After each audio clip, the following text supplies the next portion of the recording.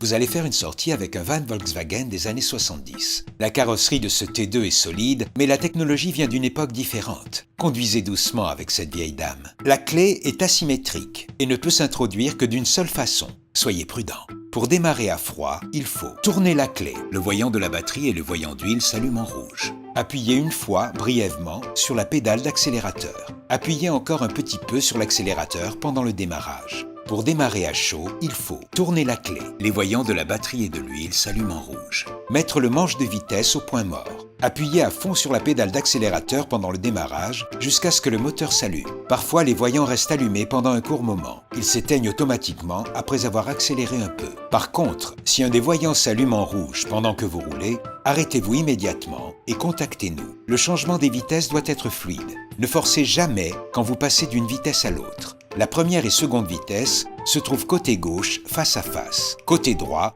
se trouvent les troisième et quatrième vitesses, également face à face. La quatrième vitesse est uniquement utilisée quand on dépasse les 60 km/h. Quand vous enlevez une vitesse sans passer une autre vitesse, alors le manche se trouve au point mort. Pour enclencher la marche arrière, il faut tout d'abord mettre la première vitesse, puis vous mettez le manche de vitesse au point mort. Maintenant, vous poussez le manche de vitesse d'environ 1 cm vers le bas en le tirant vers la gauche dans votre direction. Une fois la marche arrière enclenchée, le manche de vitesse peut reculer tout seul de quelques centimètres. Pendant les grosses chaleurs ou une longue promenade, il est conseillé de laisser le moteur tourner encore un peu au ralenti pour lui permettre de se refroidir.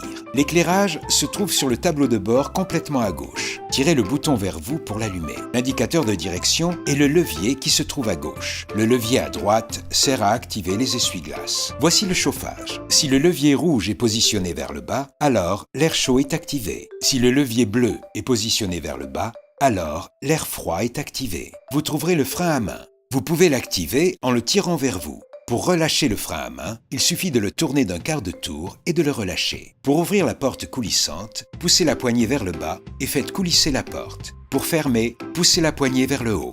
Faites coulisser en vous aidant de l'autre main jusqu'à la fermeture. Il est possible que le moteur consomme de l'huile ou qu'il y ait des fuites. Pour cette raison, nous vous demandons de contrôler le niveau d'huile tous les jours de cette façon. Le van doit être en position horizontale et le moteur doit être éteint depuis plus de 5 minutes. De cette façon, l'huile sera complètement descendue. Retirez la jauge d'huile et nettoyez-la. Remettez-la et mesurez le niveau d'huile. Le niveau d'huile ne doit pas être en dessous du min ou au-dessus du max. S'il manque de l'huile, commencez d'abord par rajouter 100 ml. Le flacon d'huile se trouve derrière le siège conducteur. Contrôlez de nouveau après 5 minutes si le niveau est correct. Faites toujours le plein d'essence avec de l'Euro 98. Le contenu du réservoir est de 50 litres, ce qui vous permet de rouler environ 350 km. Vintage Road Trips vous souhaite un bon voyage.